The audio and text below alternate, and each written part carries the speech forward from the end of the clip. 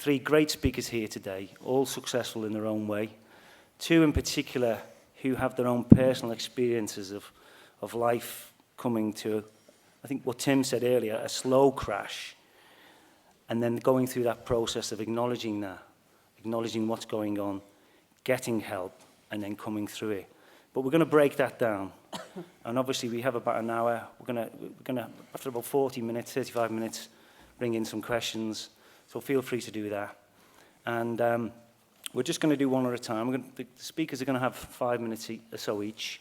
And then I'm going to open it up a bit. So just to introduce myself, my name's John McKeown. I'm a psychotherapist and counsellor. I've worked in the helping profession for about 25 years. I kind of got into the helping profession out of my own life story, really, which I won't go into today. But basically, I was able to seek help through the issues that was going on in my life, all again related to this session. So I know what it's like to be through the process. I'm now a practitioner, and I've worked in various institutions, prisons for 6 years. I've worked in blue chip companies. I've worked with actors. I've worked with a whole range of people. I'm involved with a charity in Liverpool still, very much doing kind of at the coalface work. So I'm going to be a facilitator. And I think I'll just want to introduce Tim initially to start with, and then we'll have about 5 or so minutes each, and then we'll get the debate going. So Tim Mellors has just returned from New York, where for 10 years he was the vice chairman and global creative director of Grey Group. Over his long career, he's been a magazine journalist, a commercial film director, host of a TV series, and is also a trained psychotherapist.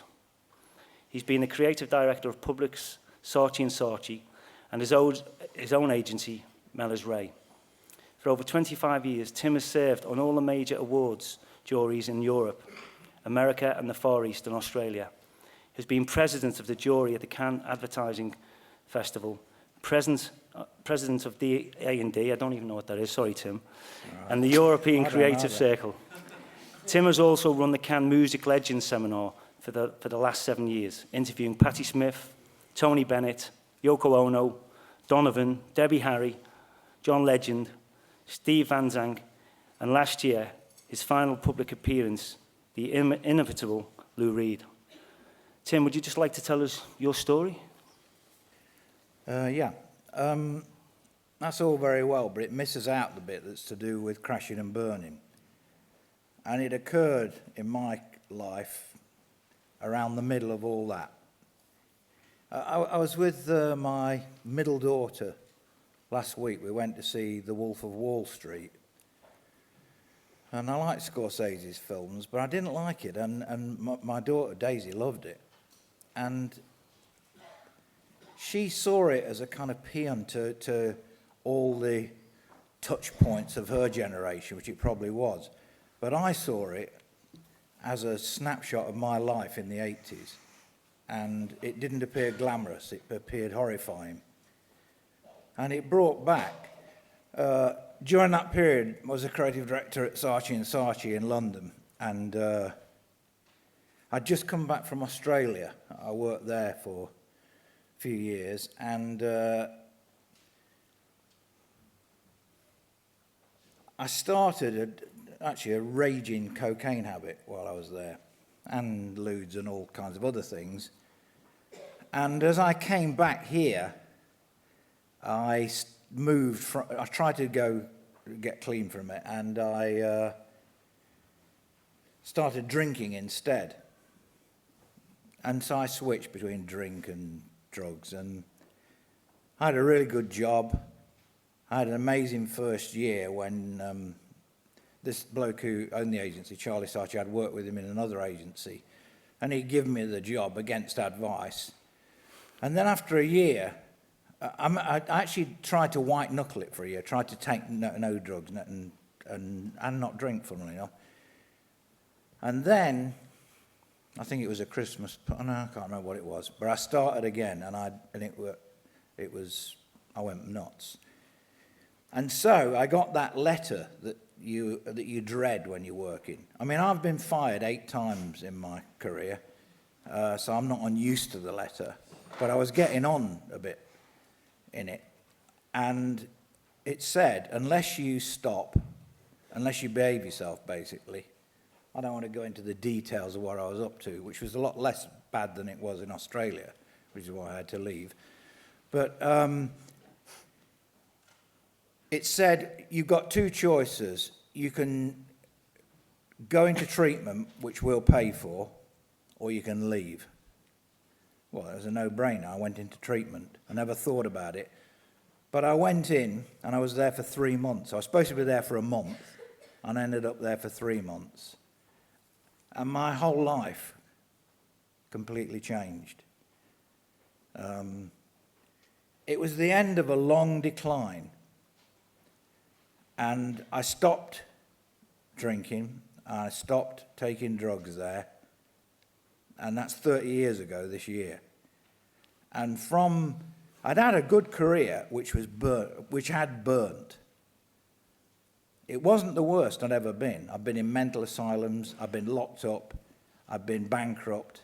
It wasn't the worst I'd been, but it was the worst I'd ever felt. I was emotionally and spiritually broken. And from that point in 1984, I've built up my life with the help of some friends to a point where I had more success than I ever had. I went back to work in America, as I said. I became the president of a company there, a huge advertising group. I started this thing at the Cannes Festival of the music thing. You know, I've had a lot of success. The truth is, had I not gone into that place at that point, I would almost certainly be dead. Just my habit would have killed me, because I didn't stop at cocaine. But also, I was not allowed to. I'd got to a point where I was not allowed to see my children. My wife was divorced me. So the reason I agreed to do this, and why I speak less to do with work now and more about this, is to show that it is possible. I think there'll be others up here who are going to say the same thing. I think it was necessary for me to crash and burn. I'm an arrogant, greedy bastard. I so recognise the figures in that film. I'm still greedy. I can still cheat. I still am lascivious. I'm still all of those things, but they don't run me now, and I can deal with them. And I think it's important that people know that's possible. It doesn't make me a bloody expert on it, and it doesn't make me a goody-goody. All the shit that I did before I got clean and sober, I've done clean and sober, except drink and use. So that's crash and burn from my point of view. Thanks, Tim. Thank you. Bobbie Goulding. I'm just going to do his autobiography here. It's signed for Wigan Rugby League 1988 for a world record fee of $85,000, still held today. Youngest ever Great Britain international, 18 years world record holder for most points in a game for a Great Britain team. 32, what's this, Bobbie? 32 points. 32 points. 4 tries. 4 tries, 10 goals. First ever captain to lift a Super League title, and first ever captain to lift a Super League title and Challenge Cup in the same season. Honours, 17 Great Britain caps, 5 England caps, 4 Challenge caps, 3 league titles, 2 Regal trophies, and 2 premierships. Over to you, Bobbie. Thank you. Hello, everybody. My name's Bobbie. I'm an alcoholic. How are you, Bobbie? Thank you. Just making sure you're all awake. As John just said, I signed for Wigan Rugby League Club at 16 years of age in 1988. Coming into a rugby league environment then, it was train 2 times a week, play once at weekend on a Saturday, and then get smashed Saturday, Sunday. Training Tuesday, Thursday, having a drink after training, a couple of pints of Guinness, a couple of pints of lager, whatever your taste was. I never realised it then. I had a very successful career. and got married at 20 years of age to the wife who I'm still married to now. She needs a bloody MBE or something for putting up with me. And I've got 4 beautiful kids. I was very successful in the game of rugby league, and I was very successful off the field with some people, with the fact that I was always the life of the party, the joker in the camp, always the first one at the party and last one to leave. And I thought it was great. Getting free drinks, cocaine, wasn't a part of my life when I played. I wasn't a cheat. I'd done everything right with my fitness, and cocaine come after. I don't want to say anything about my career. We're not here to talk about my career. I'm here to hopefully help somebody, and for people to hold their hands up, and if they have got a problem. 4 years ago, my life was just getting unbearable. I was the French national coach. I was back and to the south of France every 2 weeks, down to Perpignan, Toulouse, down that area, flying back and to, and everything was going so good. We won the European Cup with the French Rugby League team, and 2 weeks after, I get a phone call telling me that they wasn't renewing my contract. Why, I don't know. Now I do know, because I can see through the jungle, and I didn't know that I had a problem with alcohol, but I did. So it started, and I'll never forget, I was in Huyton, in the Wetherspoons in Huyton. Not saying I like all free drinks or cheap drinks in Wetherspoons, but I was in there, and all the lads were doing the cocaine, and I said, give me a go of that. They said, Bobbie, no chance. You've never done it, and we've all been on it for 3 years. I started on it, and from that day, I felt like I jumped out of an aeroplane without a parachute on, to be honest. I was falling, and I didn't care who I hurt. I didn't care who I hurt, whether I hurt my family, my wife and my kids, my mum and dad. I just wasn't bothered, I was falling. And we're here to talk about crash and burn. I did have a crash. June the 11th, 19 months ago, I was driving down police chase. I'd already been kicked out of my home, so I was living away from my wife and my kids, living at my sister's. 3 o'clock in the morning on a police chase down the lanes in Liverpool, and the next thing I get a tree at 65 mile an hour. I punctured my lung, broke my ribs and broke this shoulder front and back. I woke up in hospital, and as soon as I opened my eyes, the people who was hurting most were there looking at me. And I don't think I've stopped crying ever since that day, to be honest. I think each day I wake up, I think of all the things, not in front of them. I think of all the things that I put them through. And people say, sorry, you've done well like me. Nah, I give all the respects to the people that I've hurt. I have to make amends to people. So I was in hospital for a week. And then I come out on the Friday. The Monday I went down to a great clinic, the Tony Adams Sporting Chance Clinic.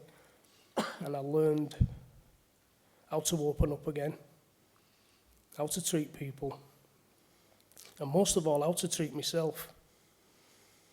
Now I'm on a program where it is a very selfish program. You've got to really take care of yourself, and you've got to be at the front of everything that you do. But there is hope out there. There's hope for everybody. It's just about holding your hand up, saying you need help. There's me, I'm not all that big and everything, but I was tough, mentally tough, physically tough. Not mentally tough, sorry. I was mentally weak when it comes to alcohol and then the drugs. But I'm here today to open up and, you know, just get this message across that there is people out there, there is people in any walk of life, like the Sporting Chance was for me, and the people in there had been through the experiences that I'd been through, and that's why it worked for me. So that's just a little bit of my story, and I look forward to your questions after. Thank you. Thanks, Bobbie. Great.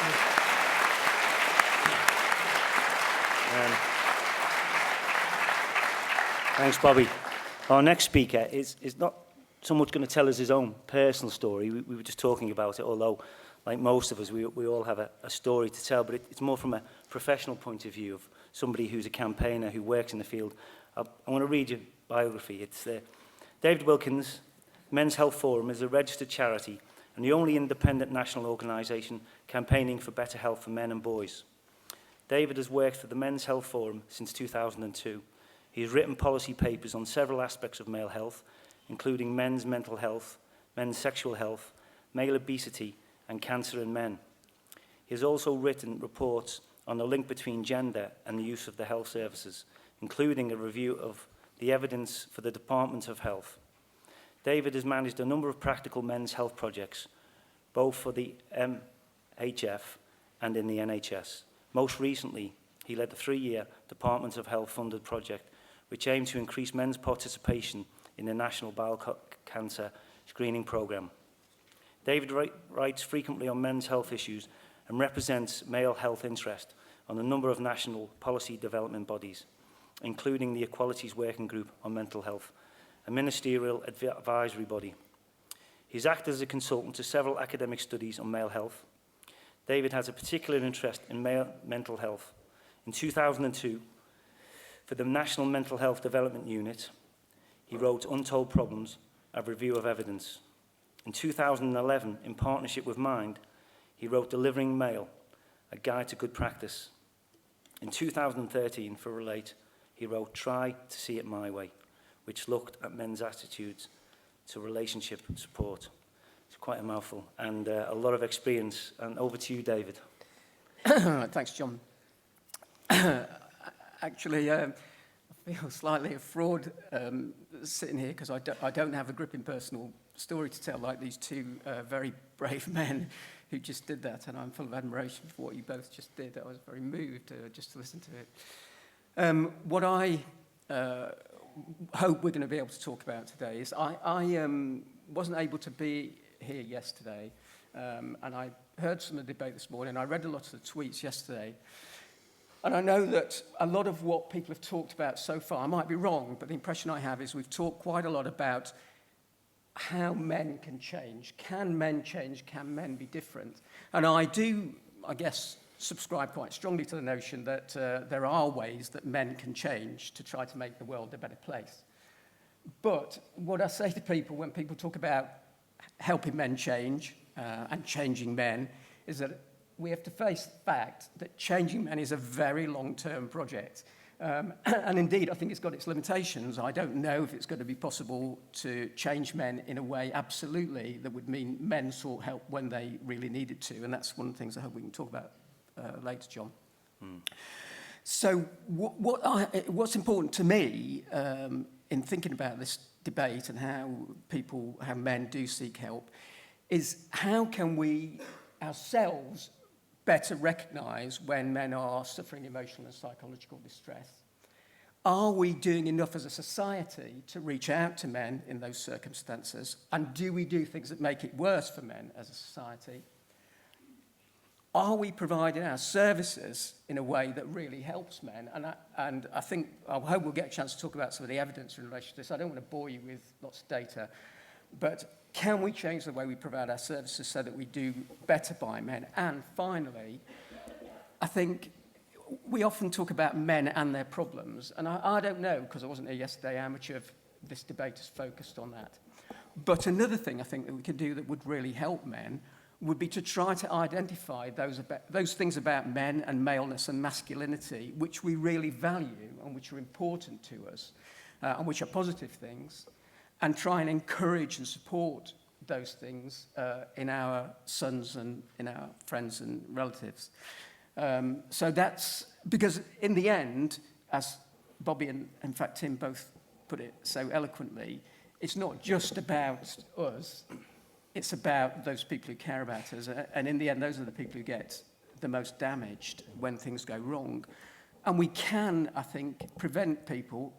Obviously, I'm not talking about the personal circumstances we've just heard about, but I am absolutely and completely convinced that we could prevent more people getting to the state that we just heard about. And when we look, for example, at the excess of suicide in men over women, these are often men who've not sought help at all, and anyone who knows about this knows that suicides often occur with no clue, even in the family, that the person was in that level of distress.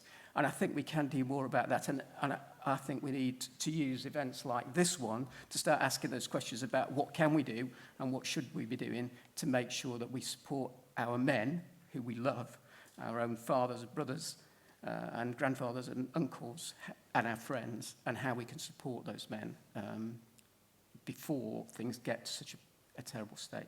Thank you. Thanks, David.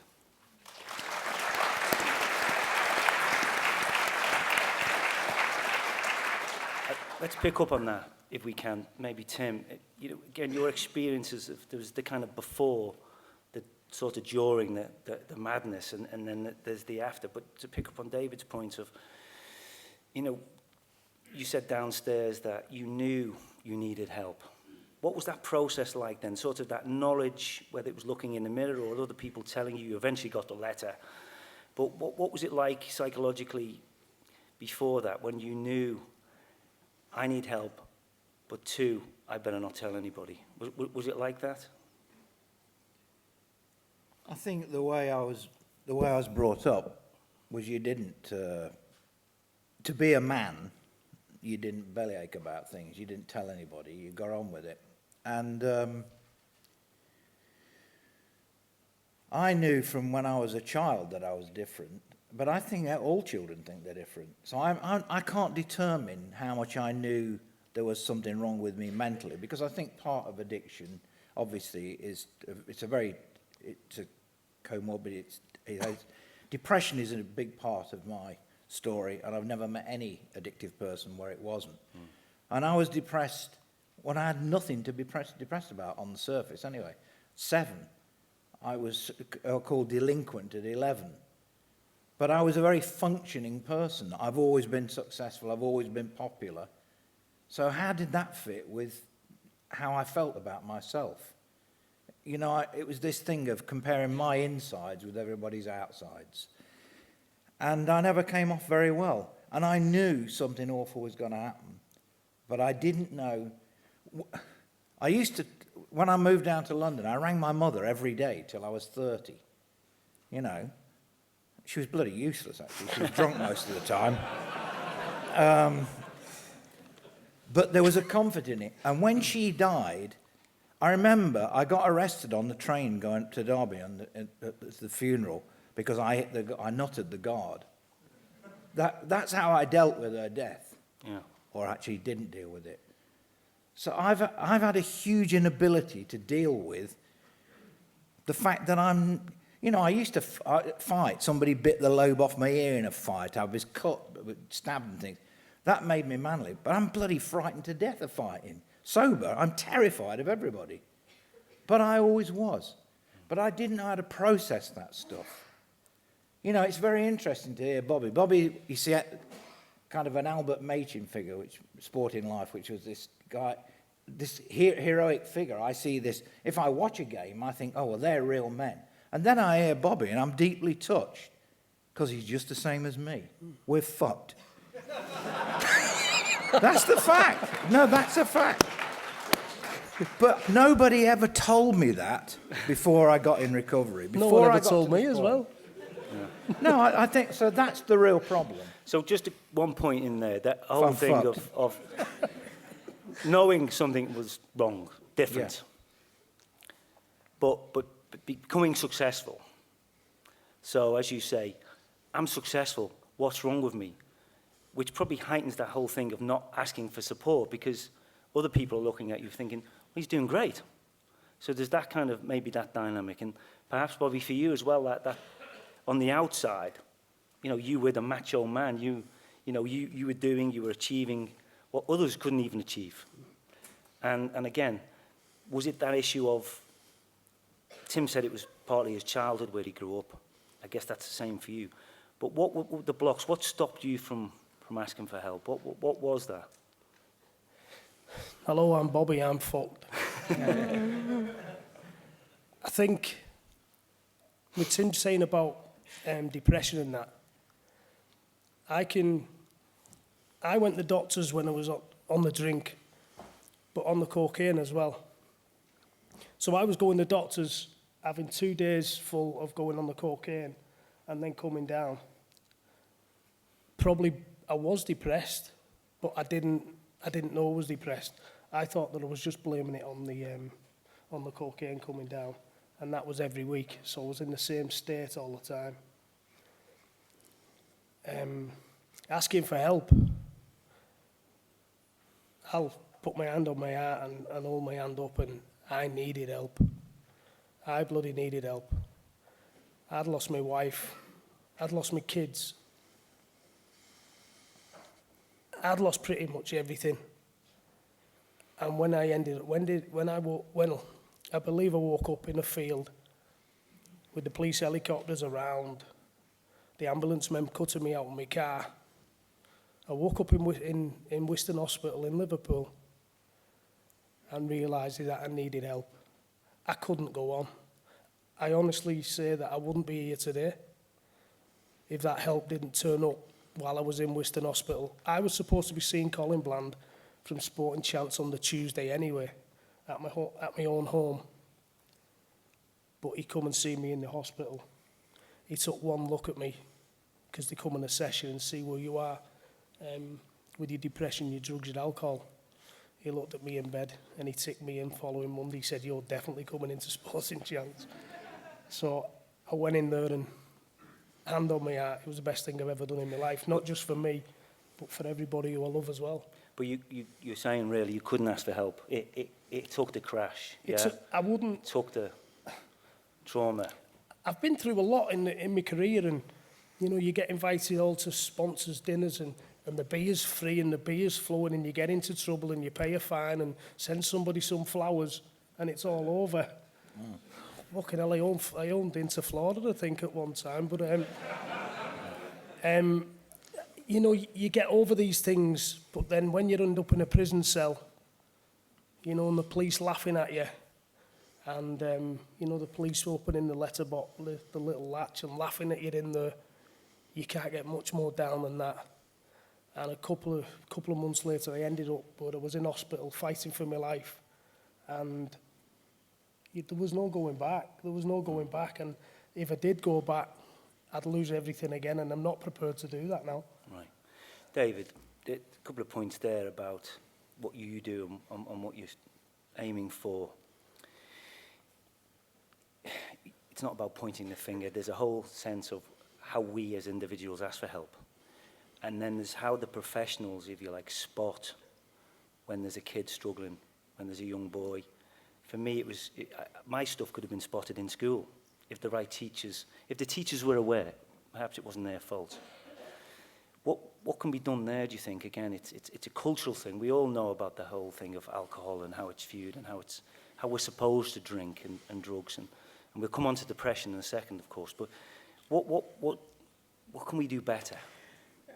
Well, I think there's a lot of things we can do better. One of the problems we've got, I think, is that we haven't really thought through as a society and people who provide helping services how we do best reach out to men.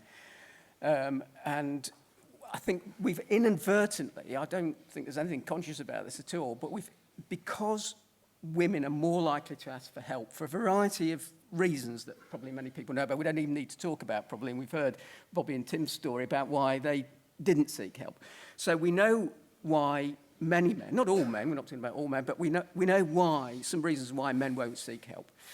We also know the other side of that is that women are more likely to seek help when they're in emotional or psychological difficulty. there's lots of evidence about this as well. You don't have to rely on me telling you this, or indeed your own personal experience.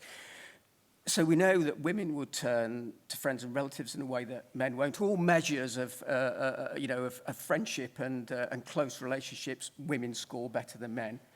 We also know that women are more likely to take themselves off to their GP or other forms of helping services, counselling services and so on, are more likely to be used by women. One of the reasons why Relate asked me to do that piece of work, or asked us, the Men's Health Forum, to do that piece of work on relationship counselling, for example, was because they know at Relate that for couple counselling, typically the person who drives couple counselling is, in a male-female couple, is the woman. And if anyone's going to drop out of counselling, it's likely to be the man, and the woman may continue. So we know all of this stuff. And the result of that is that we've, I think inadvertently, ended up with services which are much better suited to women, because women are more likely to use them. And again, I'm not talking about all women, it's just in this kind of setting, you've got to talk about women on the one hand and men on the others, and nobody else to make comparisons with. So we've never stopped to ask what we can do about that. And I don't think that that's sustainable. I don't think it's good enough, particularly in these days when we've got equality legislation about achieving equal outcomes. And if you look, for example, just to take some data from just the other week, the National Counselling Programme, the IAPT Counselling Programme, which many people know about, counselling offered in primary care, that's underused by men. 36% of people who use that are male, whatever the other, 66% of that people who use that are women. So we've ended up with an orthodoxy where being willing to seek help, and the kind of help you get is where you talk things through, is the kind of help that we offer. And I think we need to go back to the drawing board almost around how we support men and say, look, if we were designing services, if we were trying to help blokes, what would we do that was different? And obviously, to some extent, we can gather some of this from what Bobbie and Tim have already told us. And by the way, I'd like to dispute, if it's not too controversial, this business about both being fucked, because I don't really think that is the case. Because everybody in this room probably lives with all sorts of emotional difficulties, but what they don't think is that everybody else is all right. And so we need to try to understand how we can better engage with men to do that. And I think, it's about men being better with each other. It's about providing services which are not reliant on you coming forward and being willing to talk. It's about doing things alongside men rather than face-to-face, shoulder-to-shoulder, rather than face-to-face. All these kinds of things. There's lots of good ideas out there that we could begin to put into practice. The difficulty is that we aren't doing that at the moment. And you've, in a way, both been very lucky, because you worked in a wealthy industry and your employers offered to find you the kind of help that you wanted. And obviously, Bobbie, you're very successful in what you did, and the Sporting Chance Clinic, which has obviously got terrific reputations for supporting men in exactly your circumstances, was there.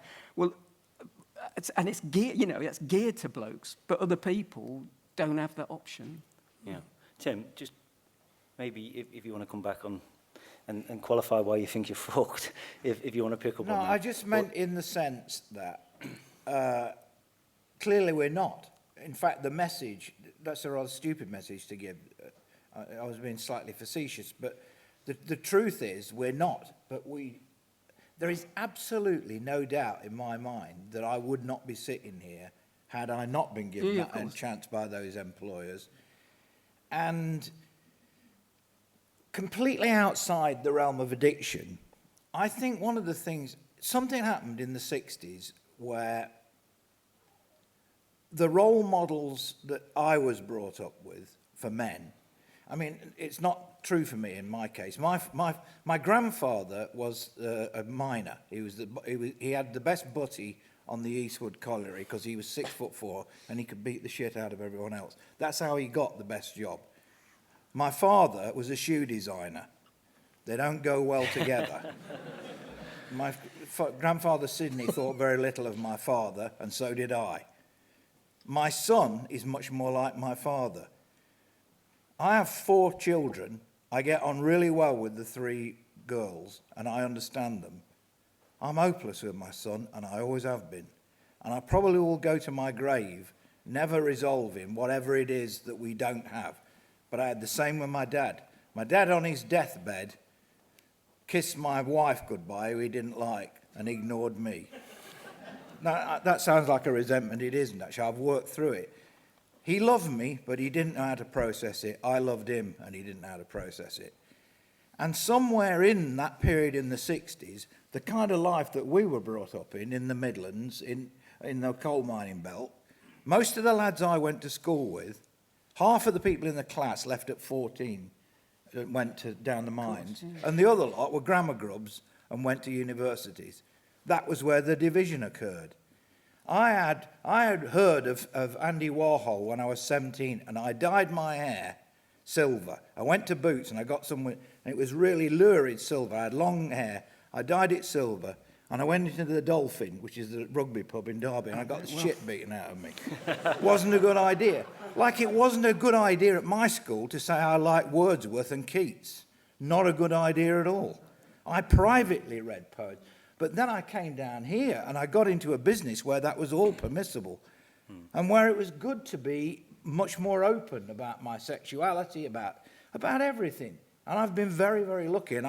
But I totally agree with you. There have been tons of people that haven't been as lucky.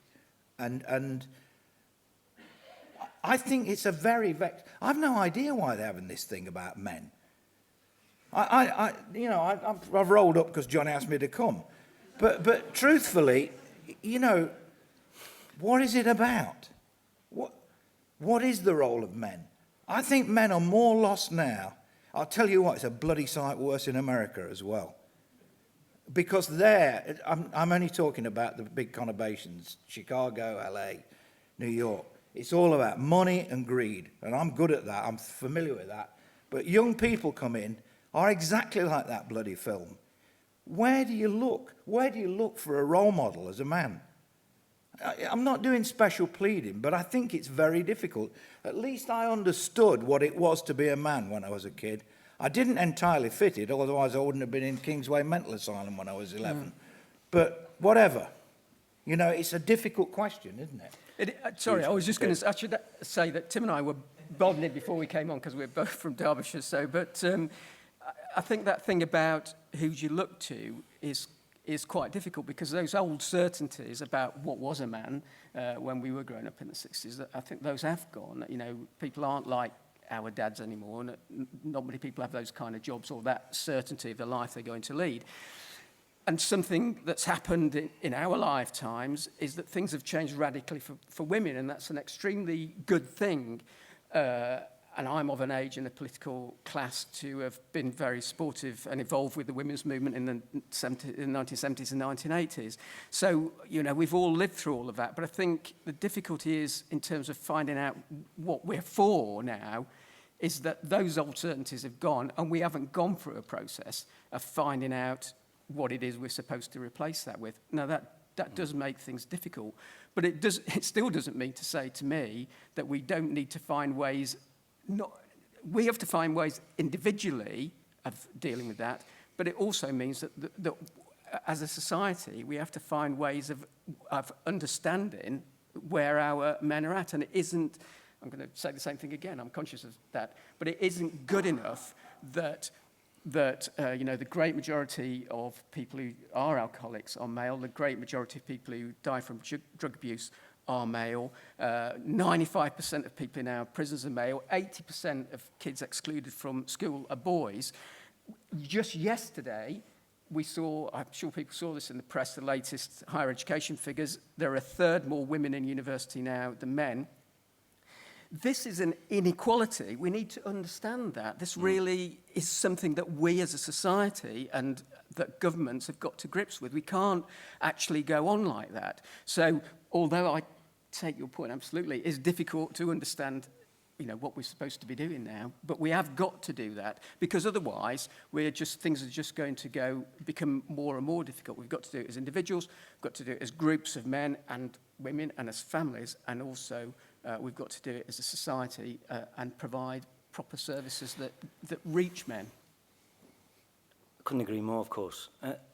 Bobbie, to try and stay with this point again of how we do that, this whole thing of men, some men, self-destructing whether it be drink, drugs.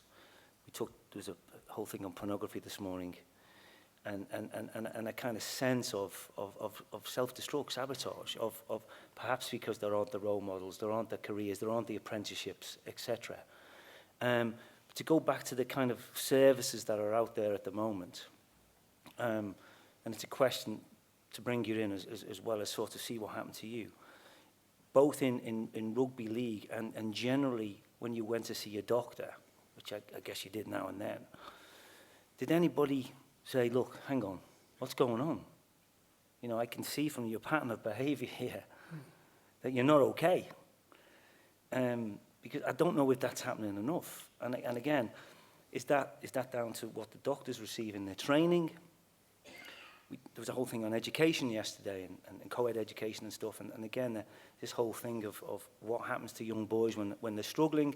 Do we have to bring teachers, and I think perhaps we do, into not becoming psychologists, because that's not fair, but to have awareness when they're teaching these young kids. To be honest, in my opinion, it's quite easy to spot. Someone's telling you to fuck off, or he's not turning up, or his clothes smell. There's something going on at home, eh?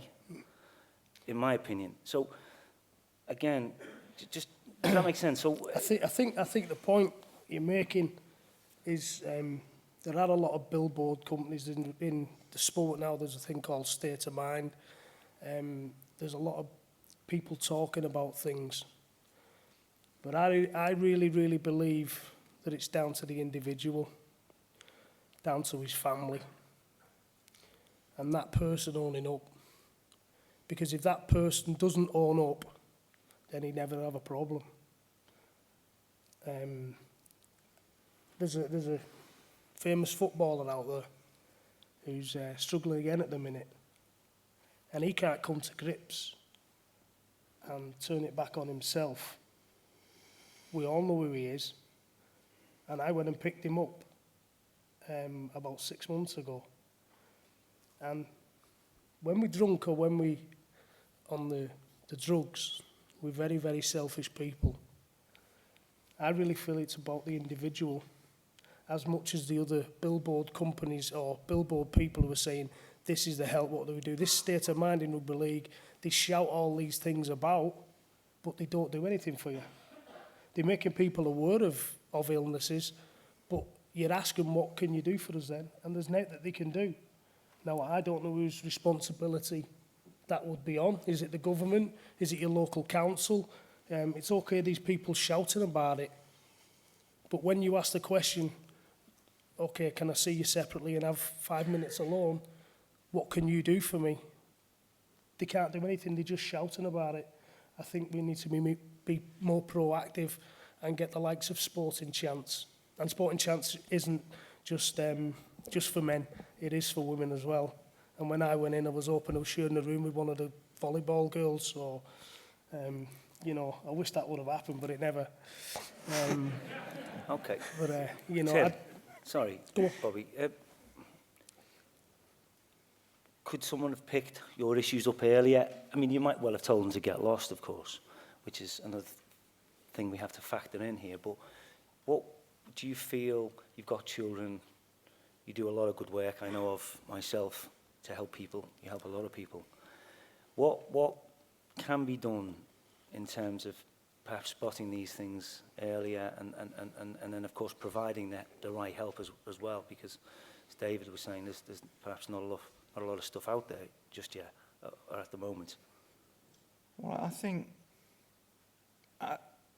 I was considered as antisocial, as delinquent. I mean, it was pathetic behaviour. I climbed up a telegraph pole and I wouldn't come down. You know, and I stole and all, but it was the climbing up the telegraph pole and not coming down that made them think I was psychiatrically needy. And I was put into Kingsway under observation, under a psychiatrist called Dr. McGee. And he actually, you know, when they opened up your notes about 20 years ago, I went back and looked at his notes, and he basically spotted me. But first of all, he gave me drugs, which I immediately abused. All of the psychiatrists, when I started out going and, you know, getting them for several guineas and woofing the lot down. Then when I was just sectioned and I didn't have the choice, I'd steal them off people. But so drugs didn't really work that well for me if they were given to me, because I always abused them. But they were seeing there was something wrong.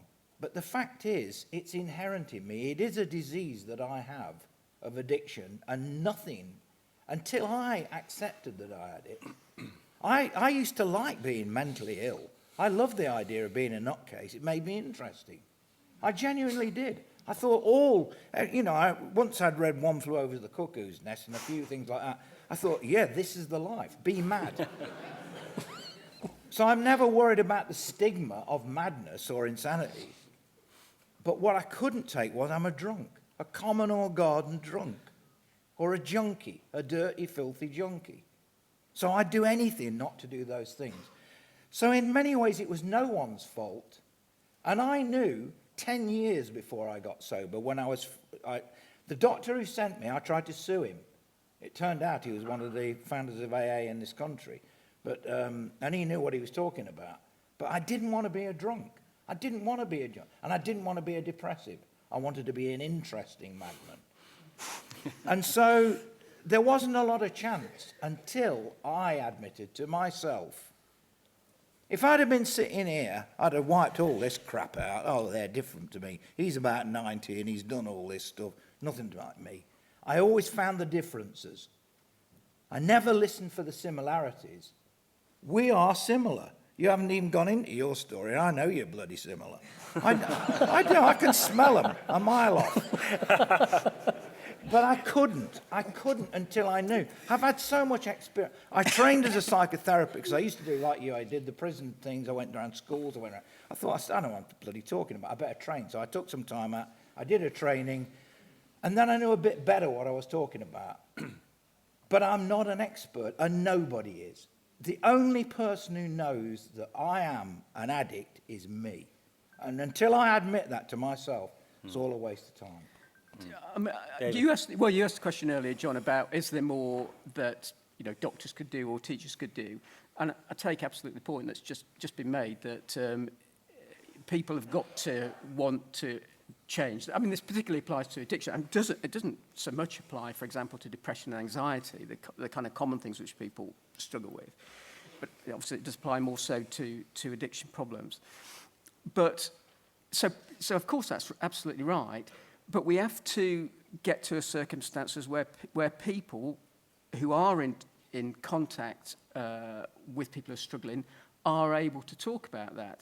And I think the fact that and two things stop us. One is training. One is, which you I think just implied really, is that teachers might find some boys very difficult, but they don't really know what to do about it. And I think the same thing applies to many general practitioners. But the other thing which underlies that is this kind of really unhelpful expectation that this is what blokes are like. And that's the thing, it seems to me, that we've got to get over. And I think that's probably why so many boys, for example, by comparison with girls, are excluded from school, simply because we as a society, and people who are in positions where they could help are obviously clearly members of society themselves, they have a more negative view of boys. We have a negative view of boys in our schools. So we have lower expectations of them. And you ask the question, well, how do we identify people who are having difficulties? Well, we know where many blokes are who've got problems. They're blokes who turn up pissed, weekend after weekend in police stations. They are the boys who are acting out at school. So, they're in prison. 3/4 of men in our prisons, 95% of people in our prisons are male. 3/4 of them, we know from research, have got psychological difficulties. So we know where these people are. We know not everybody, because you're also quite right to say lots of people go around concealing it for a very long time. But when we do know where men who are struggling are, we don't know what to do about it. And that's made worse by our negative view that men can't be helped. Blokes are like this. And that doesn't just apply to mental health, by the way. I think it applies to all sorts of physical Blokes health. are like what? Just try and clarify that.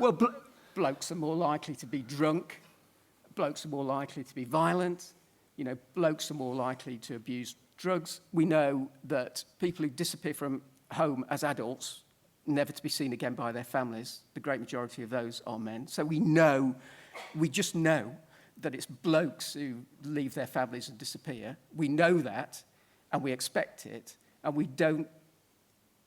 And because that colours the way we think about men, that very sort of negative view, we think there isn't anything we can do about it. But actually, there's plenty of evidence that we can do things about this. We just have to think about making sure that we help in the right way. So I'll just give you an example of a question that isn't asked. It's the one which I just asked earlier when we look at counselling services provided by primary care.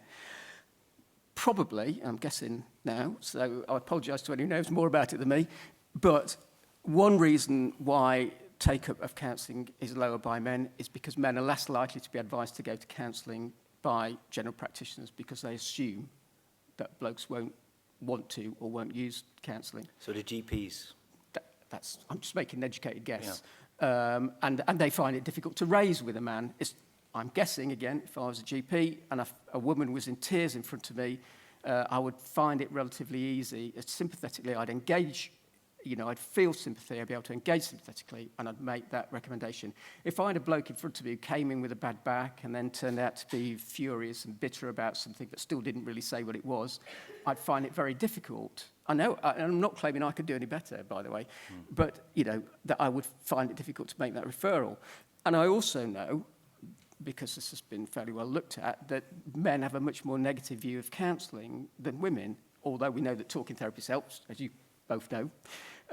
So we should, instead of saying, okay, well, that means we can't get blokes to come to talking therapies, we should be saying, should we be offering different forms of talking therapies or different types of therapy altogether to help men? And if we did, what would those things look like? And it seems to me, those are the questions we haven't asked enough of, and if we're going to change and improve and help blokes, we've got to start asking those questions. Or just persist in the channels that exist. Well, yes. Because one of the things I've noticed in prisons, and I'm sure you've seen it, of course there's an don't have meetings in here, the screws don't like it, the other inmates think they're weak. But when you get into talk, when you get a group going in there, it's a very intimate and lovely experience, as you well know. And one of the things, I remember I was in a really dodgy prison in New York, Sing Sing, and I said something that was very offensive to inmates of a prison about in my story that they didn't like. And one particular bloke went for me. The screws disappeared. They're not screws there. I forgot what they call them, but balls or something. Anyway, he had a go at me, and the group rounded on him, and they protected me because they understood it was in their interest that this thing persisted. Right. And yet the folklore of prisons would say, you should stick with your fellow inmate. And I think it's the same when you speak. I speak to the doctors up near us in Wordsworth, and gradually I've been going in and, we do that thing. And there's a tipping point when they believe, actually, and it's the same for men, there's a tipping point when I think, actually, it's okay. And then they tell somebody else, and then they tell somebody else, and then they tell somebody else. And then Tony Adams is boggered as a footballer, gets help and says, I ought to help all these other people because I know about gambling, I know about all the things that... And suddenly it tips along and there's Bobbie on the end of it. And that's the amazing thing. It is possible. There are 8 million people worldwide who have recovery through various means, through a particular means. And it's all by word of mouth. It's not by advertising. And it is by a kind of, it's not religious, just a spiritual belief that it's worthwhile. And in a way, it is our duty. What they ask us to do is pass it on. And that's why we're all sitting, that's why I'm sitting here today. I have no idea what this will do. Bugger all, probably. So what? It doesn't matter. I'm not getting paid. The thing is, I have to believe it's worth a go. Yeah. Because in my past, people said to me, before I ever got into that place that Charlie sent me to, before I got in there, there was somebody I worked with who was trying to get me into to a place where I had friends. And instead I went to a school of philosophy for 4 years, drunk as a tick and never heard a word. That's how I am. But it had gone in somewhere that there was another way. And if one person in here picks that up, our job's done. Yeah. Yeah, I went, the meetings that he's on about is in 1997, I went to my first Alcoholics Anonymous meeting in Prescott, in Liverpool. And I sat there and listened to some stories. And I walked out after 25 minutes, half an hour. And I said, that's not for me. They're not like me. And 20 years later, I've looked at them and said they were exactly the same as me, but I just didn't realise. I wasn't ready then to accept that I was an alcoholic. And like I said before, it's okay banging on billboards and shoving things in people's faces and that. It's about individuals holding your hand up and asking for help. If you keep it quiet, you're never going to get help. Please, for anybody, people like you just said, just will walk out of this room and, never talk about it again, but there might be just one individual who can just go and ask for help. There's always people willing and able to help that one individual. Brilliant.